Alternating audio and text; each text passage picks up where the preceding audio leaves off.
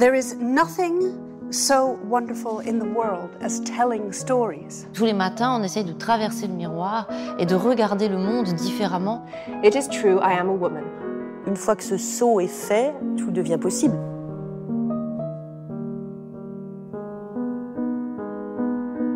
Bonjour, je suis Charlotte Casiraghi. Bienvenue dans le podcast des rendez-vous littéraires Rue Cambon. Partons à la rencontre d'écrivaines qui viennent d'accomplir leur premier pas, le plus décisif, le plus difficile, dans le monde de la littérature. Comment est née leur vocation ? Quels sont leurs rituels d'écriture ? Qui les lit et que lisent-elles ?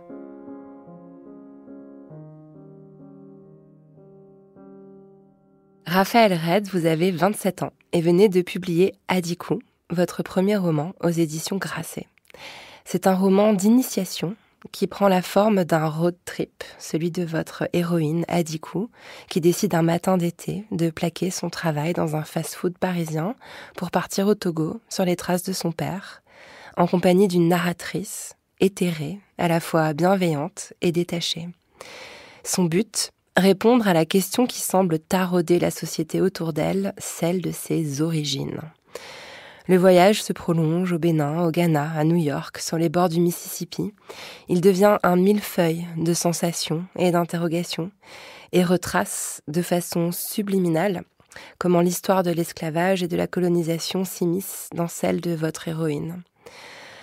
Comme souvent dans les récits de voyage, la réponse était sur la route et pas au bout du chemin. Il y a dans votre écriture, vive, sensorielle, parfois presque hallucinée, une vision interstitielle du monde qui fait tomber les étiquettes et les frontières. La question de l'identité sous votre plume se renouvelle joyeusement, ce qui explique l'accueil unanimement enthousiaste qu'a reçu Adicou. Merci d'être avec moi au micro des rencontres, Raphaëlle. Merci pour cette belle présentation.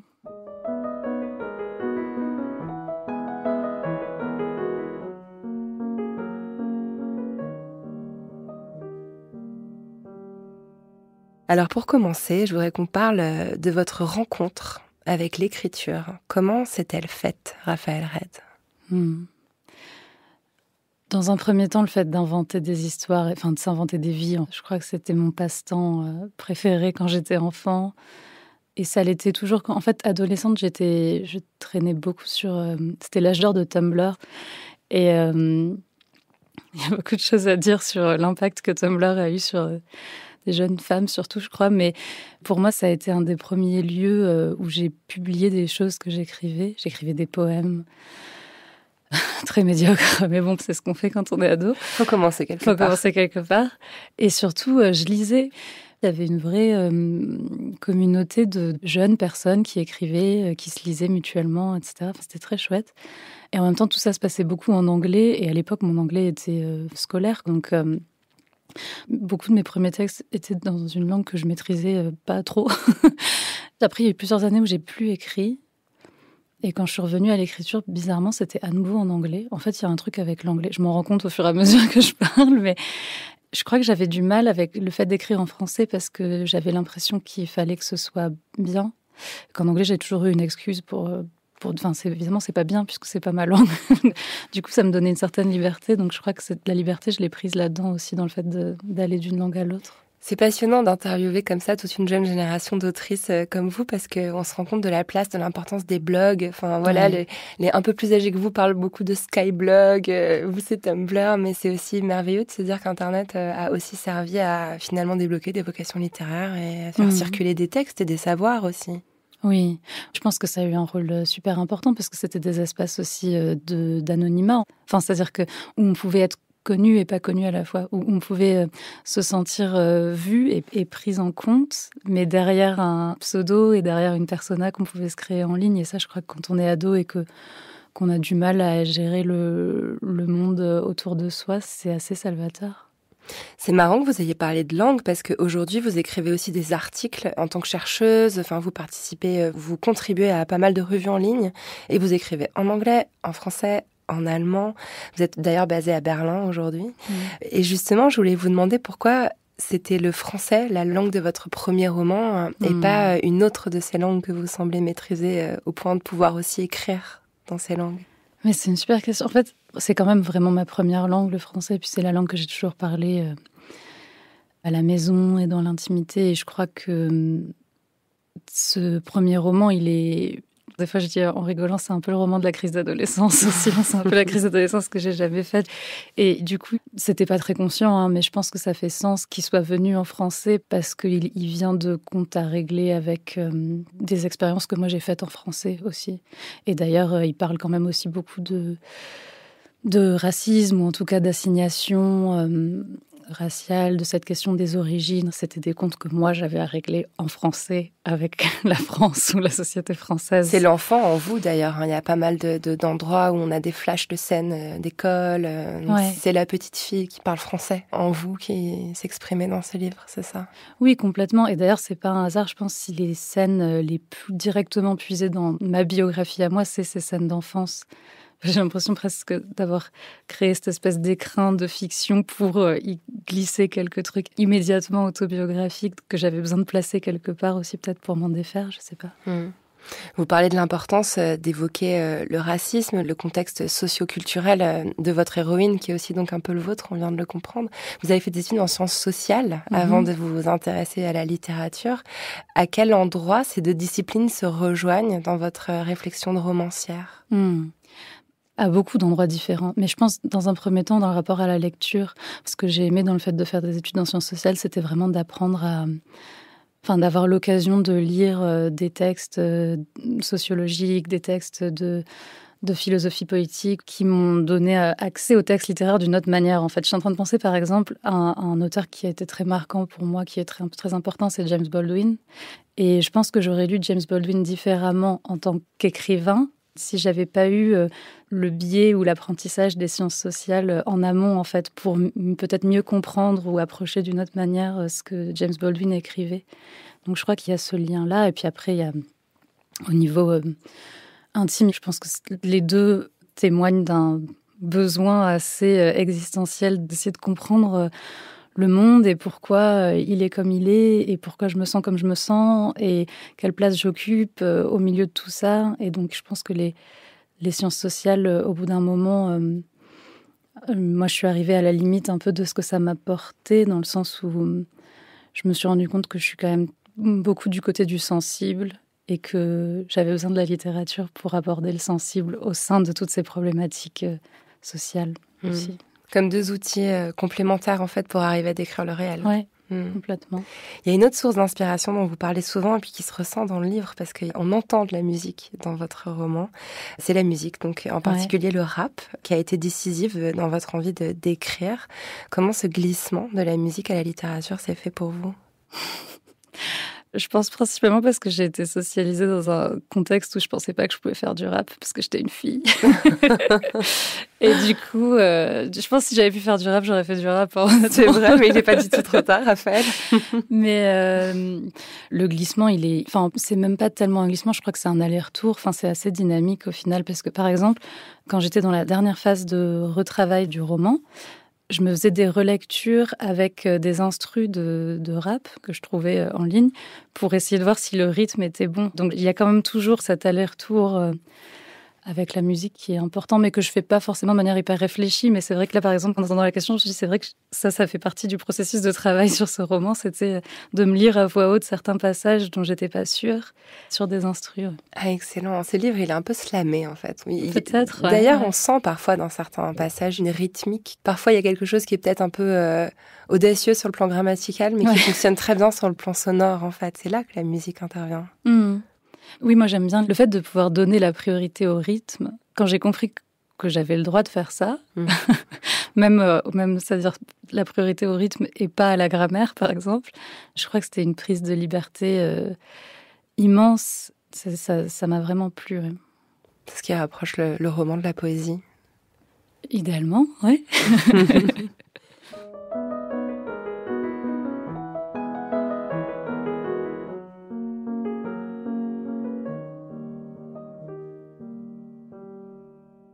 Quelles sont les autrices ou auteurs qui vous ont inspiré en tant que romancière? Vous venez de nous évoquer James Baldwin, mais il y a d'autres hommages, je crois, qui se glissent dans Hadikou.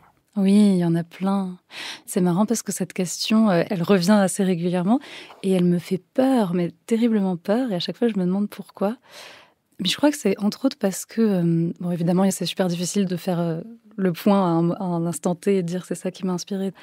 Mais en y pensant, je me disais aussi que c'est des lectures qui sont arrivées à moi dans des contextes très particuliers et qu'en fait, j'ai presque autant envie de rendre hommage aux contextes qui m'ont amené à certains livres qu'aux livres en eux-mêmes. Enfin, par exemple, je sais que pour l'écriture de Hadikou, ça a été hyper important de commencer à passer du temps dans des cercles afroféministes et donc à cette occasion-là de découvrir Audre Lorde, Bell Hooks. Ça a été des lectures importantes.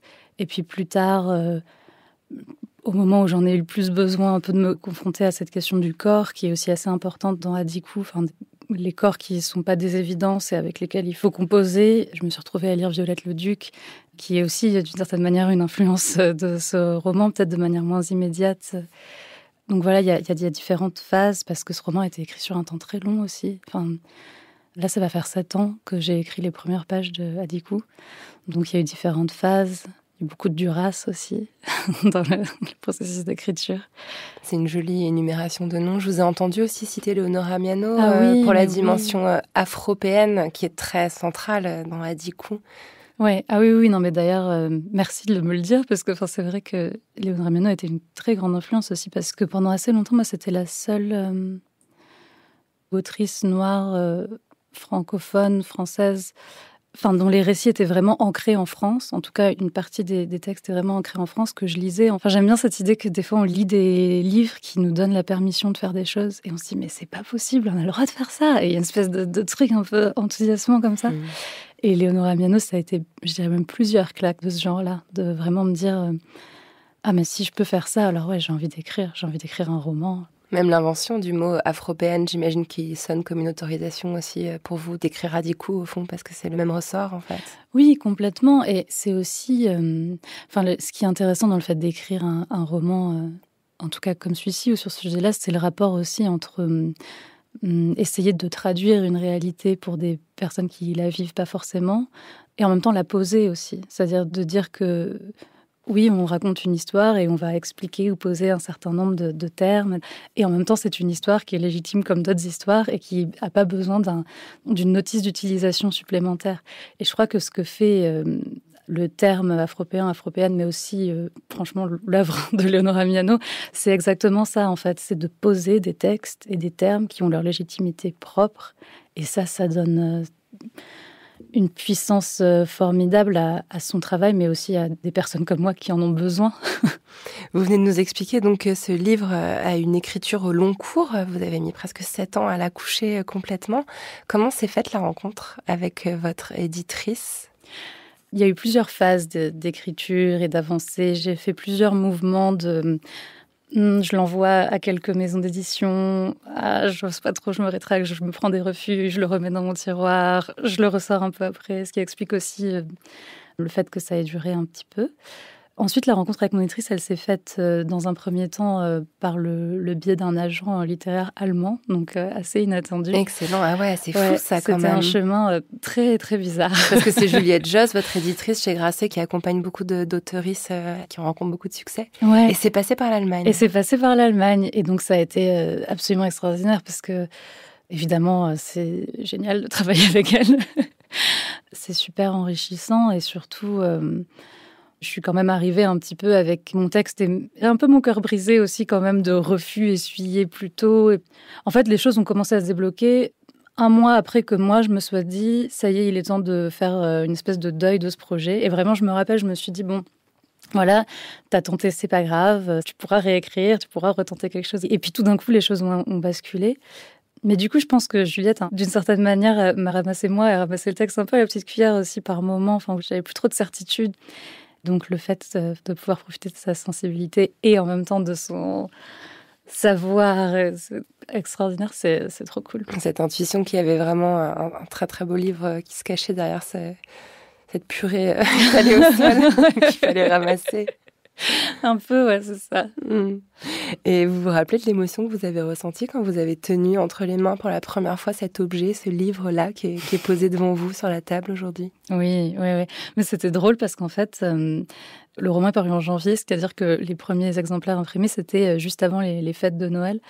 Et en fait, moi, j'avais quitté Berlin, donc où je vis, pour venir en France. Et le livre et moi, on s'est suivis par la poste et loupés à différentes étapes que je faisais au cours de mon retour dans ma famille pendant les fêtes. Et donc, la première personne à l'avoir reçu, c'est mon ami Grégoire qui a énormément participé à l'existence de ce texte. Et donc, j'ai fini par aller chez lui en lui demandant si je pouvais tenir une fois dans les mains son exemplaire de mon roman que je n'avais pas encore vu. Et donc, c'était chouette parce que c'était un moment collectif aussi de ce fait. Et ça m'a plu. Vous seriez d'accord pour nous lire la toute première page de ce tout premier roman? Mais oui.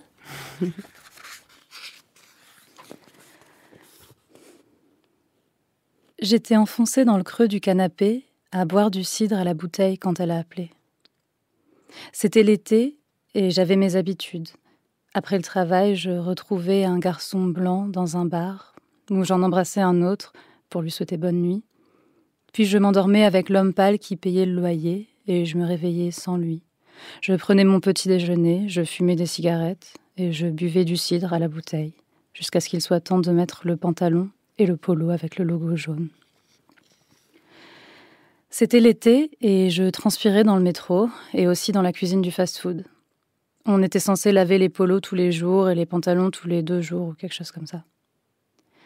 C'était l'été et je transpirais dans le polo, jour après jour, et ça sentait l'alcool, pas la sueur de sel des étés d'océan. C'était de la sueur d'adulte, chargée d'avenir. On n'en voyait pas le bout. Ce qui s'est passé, c'est qu'elle est entrée et qu'elle m'a dit « Nique ça, fais tes valises, on s'en va ». Ma bouche était lourde d'une salive épaissie de gueule de bois et de larmoiement. Mes dents du fond baignées dans le mélange, ça resserrait l'étau au fond de ma gorge. J'ai gardé les lèvres à moitié fermées pour demander « T'as dit quoi ?» Elle aussi avait commencé à faire des rêves étranges et bleus. On se rassurait. Ça finirait par passer puisque c'était ce qui se disait de la jeunesse, de la rage et des révoltes. En dormant, elle imaginait dans son cou des points de suture qui tissaient une carte. Le fil était chargé de minéraux et le sang de sel. L'aiguille laissait une odeur de fer. Elle se réveillait fatiguée. La texture de la poussière, la lumière d'un soleil écrasé contre sa peau. Ça la faisait rager face au bitume qui luisait faiblement dans la lumière grise et puis faire des listes de départ. Un petit appareil pour peser les valises, des paquets de tabac, un gros sac pour les affaires à stocker en banlieue parisienne.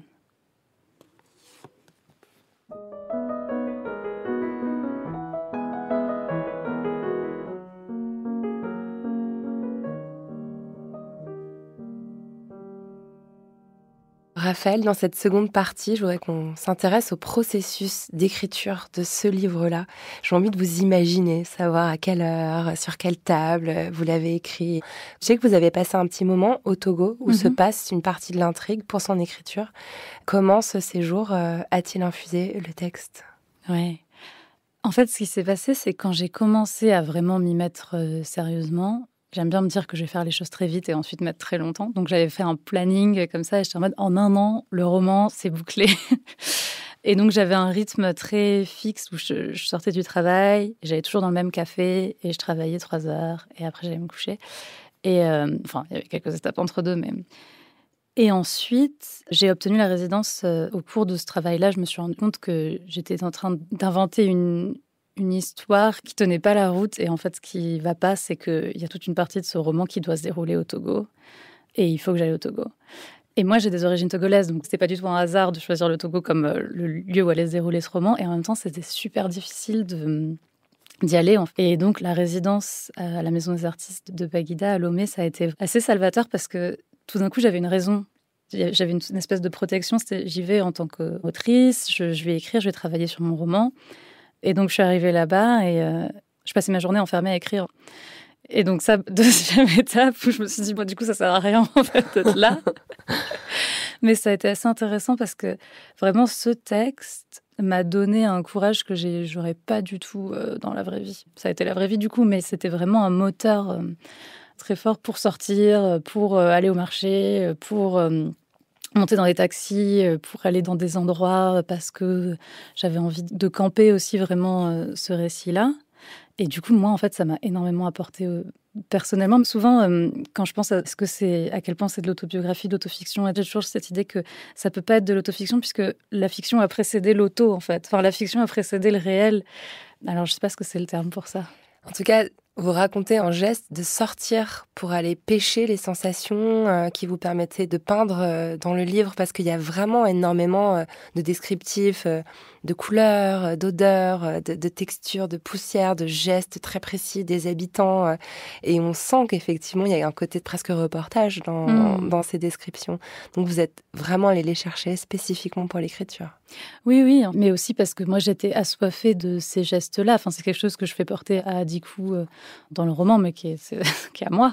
Il y a plusieurs scènes où elle se cherche aussi dans les gestes d'autres personnes et dans les voix, dans les prononciations, etc. Et c'est un endroit où la littérature et des besoins plus intimes et plus personnels se sont peut-être rejoints. C'est-à-dire qu'il y avait un côté, je vais pêcher des choses pour ce texte, mais je pense que c'est des choses dont j'avais besoin pour moi aussi, en fait, qui devaient me nourrir moi. Il vous a servi un peu de bouclier, au fond, ce livre. Complètement.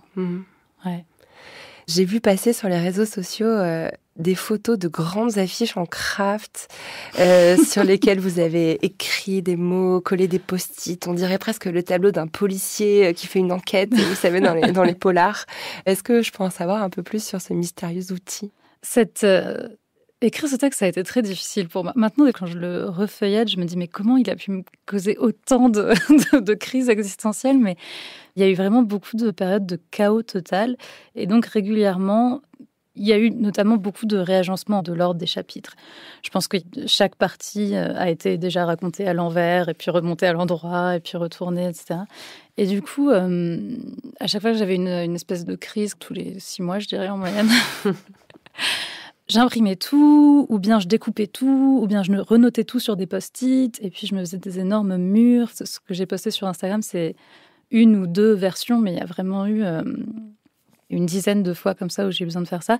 Mais je crois que c'était vraiment de noter des moments clés et d'essayer de trouver le montage idéal pour que la trame narrative et certaines choses de fond que je voulais absolument dire, absolument placer, en termes de réflexion sur le racisme, sur cette notion de métissage, sur la manière dont on conçoit des origines, etc. Je voulais pas écrire un livre discours, enfin un livre qui veut absolument expliquer un truc, mais par contre, j'avais un certain nombre de points que j'avais envie de placer. Et donc, ce montage et ces post-it étaient aussi un peu toujours ça, c'est-à-dire comment maintenir ces différents niveaux, comment les monter de manière à ce qu'ils soient agréables et en même temps incisifs.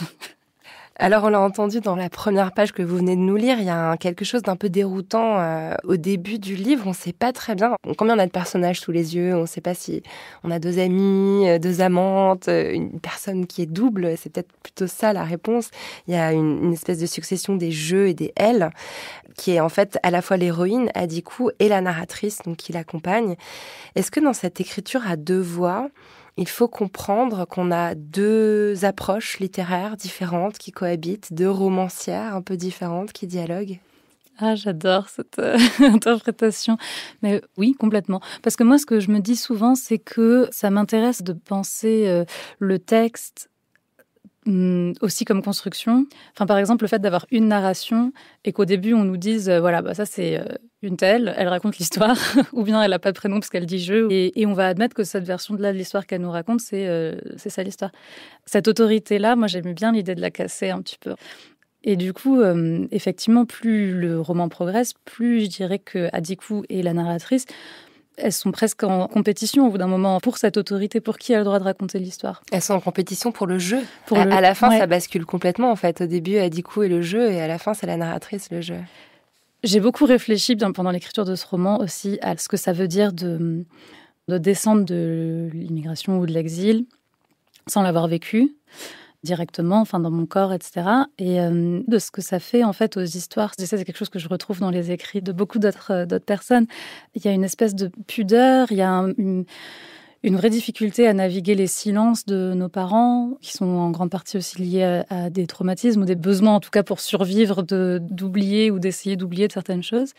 Et du coup, il y a une génération qui arrive derrière et qui essaie un peu de recoller les morceaux et qui en même temps se demande quand même très souvent, est-ce que j'ai le droit de faire ça ? Est-ce que j'ai le droit de raconter cette histoire ? Est-ce que j'ai le droit d'aller filmer mon père ? Est-ce que j'ai le droit d'aller interviewer ? Et ça, c'est des questions qui reviennent beaucoup, qui m'intéressent énormément. Et du coup, cette double narration, c'était aussi une manière un peu poétique et littéraire de poser cette question de qui a le droit de raconter l'histoire et qu'est-ce qui se passe quand ce droit-là est morcelé ou quand on thématise ça directement dans le texte plutôt que de le laisser dans le backstage, en gros, de l'écriture. Quand vous avez dit que vous le retrouviez chez d'autres autrices, ça m'a fait penser à Sana Boussonko, que j'ai reçue aussi dans ce podcast, et à son jean blanc, dans son livre, son premier roman aussi d'ailleurs. Il y a aussi une voix en elle un peu fantomatique, en tout cas en son personnage principal.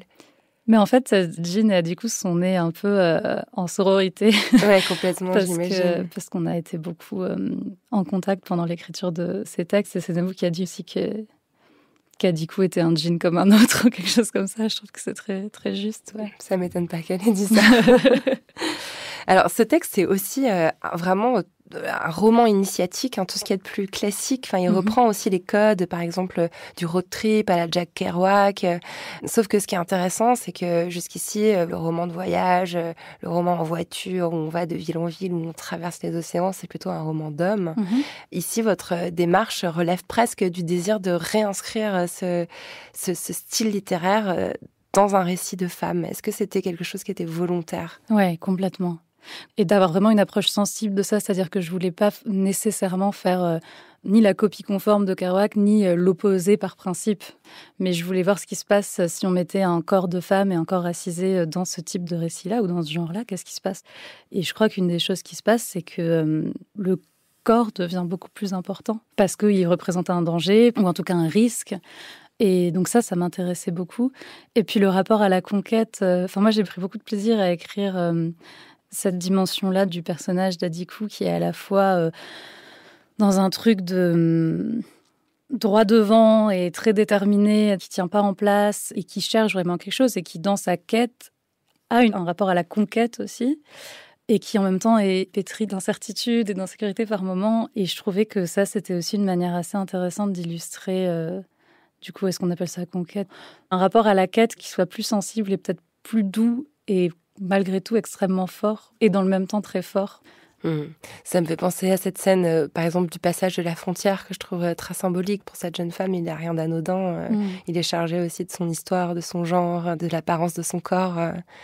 Et il y a aussi, alors effectivement, ce côté que j'essayais d'évoquer en introduction, un peu hypnotique. Parfois, on a l'impression d'être un peu drogué en lisant ce livre. En tournant la page, on sait pas forcément très bien qui on écoute parler ou dans quel pays on se trouve. Il y a quelque chose de vraiment tourbillonnant, mais il y a aussi une attention très forte portée à la sensorialité, notamment au goût des choses qui sont mangées. Est-ce que c'était une façon consciente pour vous de vouloir ramener le lecteur sur Terre, qu'il ne s'envole pas complètement dans des spirales spirituelles ? Oui, complètement. J'avais envie de raconter une histoire dans laquelle on se perdait un peu, parce que je pense que c'est ce qui se passe aussi pour Adicou et la narratrice. Et en même temps, je cherchais un peu le contre-pied, effectivement. Ce qui est ramené sur Terre, c'est exactement ça. Et il se trouve que, encore une fois, le corps et le sensoriel, que ce soit les goûts ou la chaleur, les douleurs aussi, la sueur, le nombre de fois, en relisant, je dis le nombre de fois où ça sue. On sue beaucoup dans ce livre. Dès le début à Paris, d'ailleurs. Ouais.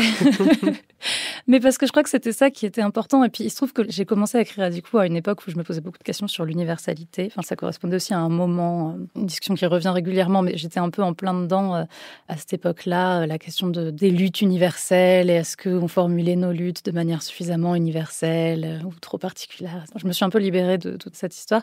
Mais une des réflexions que j'avais, c'était qu'est-ce qu'il y a de... Moi, l'universel, le seul endroit où je peux vraiment m'imaginer aller le chercher, parce que je revendique le droit de parler de la particularité de nos luttes, de nos expériences, etc. Mais par contre, le lieu de l'universel, pour moi, c'est le corps, en fait. Et du coup, c'est effectivement le goût la sueur, etc. Donc ça, c'était beaucoup sur les post-it aussi, typiquement. Qu'il y avait des petits rappels comme ça de pas, ok, là, on va se faire 3 pages de trucs très délire. Ramener un petit peu une bouteille de bière fraîche entre les mains ou un truc comme ça. Enfin, ça faisait partie des post-it. Tout ceci est très construit, très réfléchi. On comprend mieux pourquoi vous avez mis 7 ans à pondre cette merveille. Est-ce que le titre du roman lui-même, qui est le prénom de la narratrice, dont elle découvre, d'ailleurs, en arrivant au Togo, qu'elle le prononce mal, en fait, c'est pas Adikou, c'est Adikui, c'est ça. Est-ce que c'est pas la meilleure réponse possible à la question que pose le roman, c'est-à-dire qui est-elle ? Elle n'a pas la réponse et on n'a pas la réponse. Ouais, si, complètement. Enfin, c'est joliment dit aussi parce que il y a exactement ce même paradoxe dans le titre et dans le texte, je crois, c'est-à-dire d'un côté, là, la couverture grassée, et puis il y a ce titre et on part du principe qu'on sait ce que c'est, de la manière qu'elle part du principe que il y a beaucoup de choses qui sont pas claires, mais bon, son prénom, au moins, le strict minimum, ça va, c'est OK. Et que dès l'arrivée en Togo, même cette certitude-là, elle est remise en question. Et de la même manière, oui, là, on a un texte qui a un titre et on se dit OK, c'est bon.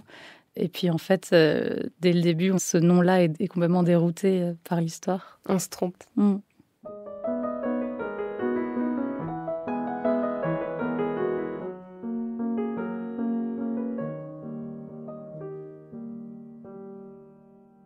Comment avez-vous vécu l'accueil qui vous a été réservé pour ce livre ? Est-ce qu'il a été compris par les journalistes, par les médias qui vous ont reçus ? Moi, il y a eu beaucoup de choses qui m'ont beaucoup touchée et où j'ai eu l'impression qu'il avait vraiment été compris. Enfin, été compris. En même temps, je ne sais même pas si c'est moi qui sais le mieux de quoi parle ce livre. Enfin, je crois qu'il y a beaucoup de moments qui m'ont beaucoup touchée où c'est aussi d'autres personnes qui m'ont dit de quoi parlait ce livre. Donc, j'ai pas de QCM en tête. Enfin, j'ai pas cette idée de comment ça c'est bien compris. Mais par contre, je remarque les moments où peut-être ce qui est discuté, c'est plus une projection qui est faite sur ce livre, parce que je crois qu'il y a des idées, il y a des notions assez préconçues de à quoi doit ressembler un roman sur les origines écrit par une jeune femme métisse. Enfin, il y a tout un imaginaire qui s'ouvre avant même qu'on ouvre le livre, en fait. Et donc ça, je le remarque. Je remarque peut-être les retours qui me sont faits par des personnes qui ont accepté de prendre le livre tel qu'il est et les retours qui sont faits par des personnes qui peut-être ont espéré y trouver quelque chose de plus familier et ne l'ont pas trouvé. Et qui parfois sont déçus et parfois lisent ce qu'ils ont envie de lire. Oui, n'ont pas lu en fait, ouais. N'ont pas vu. Ouais. Se sont arrêtés au titre avant de savoir qu'ils ne se prononçaient pas comme ça. Exactement.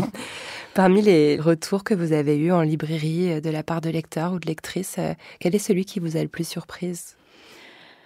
Il y a une chose qui m'intéresse beaucoup, enfin qui me surprend beaucoup, c'est que les premières lectures qui ont été faites, notamment quand je cherchais un éditeur, une éditrice, j'ai eu plusieurs fois le retour que c'était un livre très triste.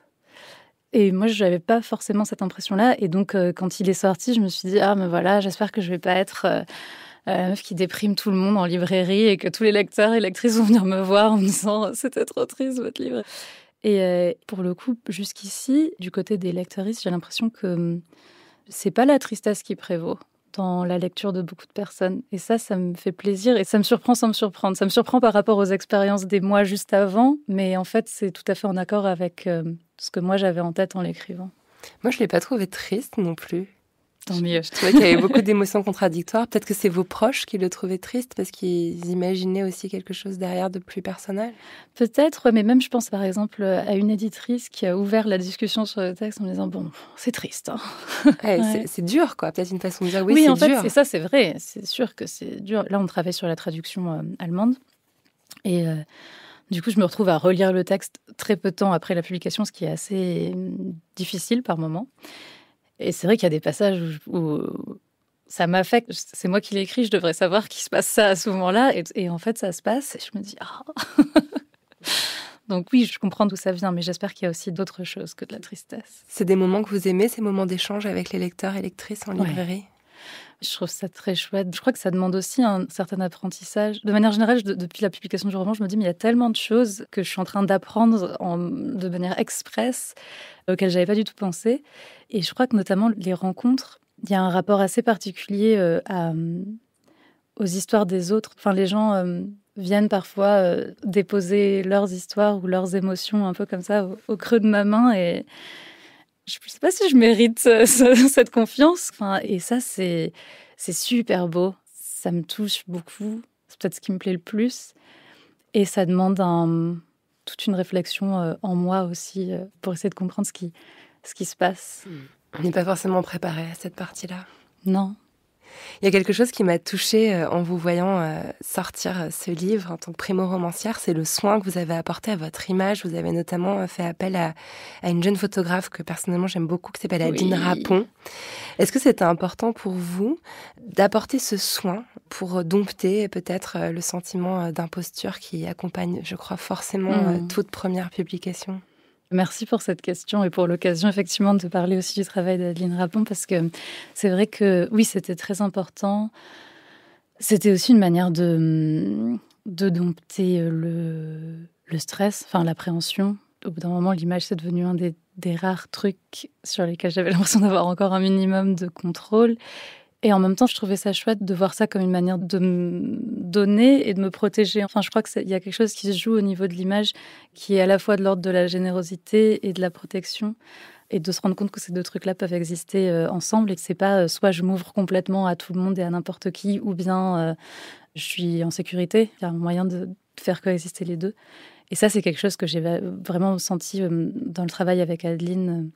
On avait discuté en amont, avant la séance photo, et elle m'a vraiment aussi posé assez précisément la question de qui tu veux être, qu'est-ce que tu veux donner, à quel point, en me disant aussi qu'il n'y avait pas de mauvaise réponse, en fait. Qu'on a aussi le droit de se garder, surtout quand c'est pour une photo comme ça. Moi, cette photo, des fois, je suis obligée de fermer les yeux quand je la vois, parce que je l'ai vraiment beaucoup vue. Mais sur le bandeau, en fait, qui accompagne le livre. Voilà.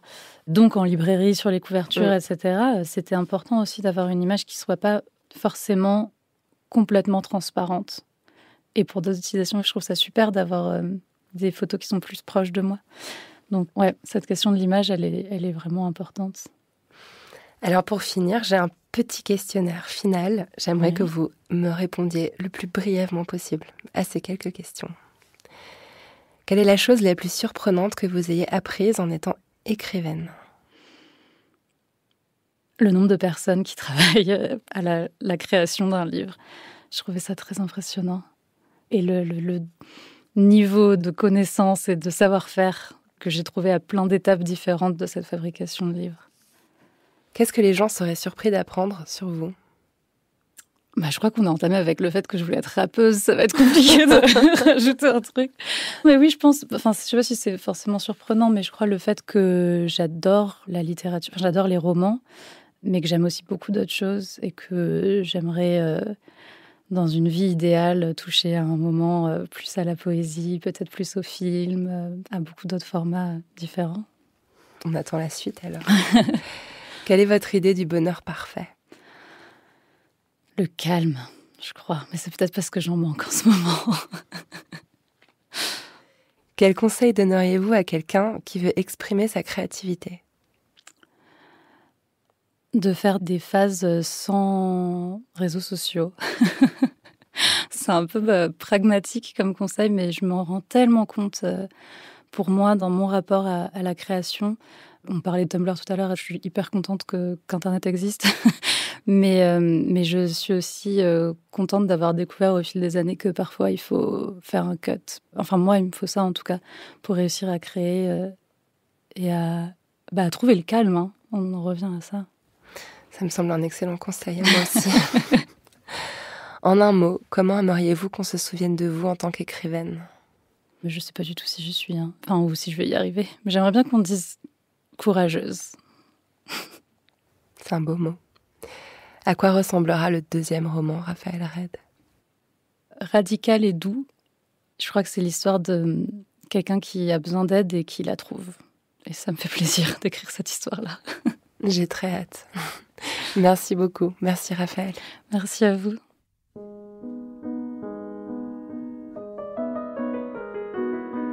Merci d'avoir écouté cet épisode des Rendez-vous littéraires rue Cambon en podcast. Pour prolonger l'univers de l'autrice, vous trouverez des images et des références sur le site de Chanel. À bientôt!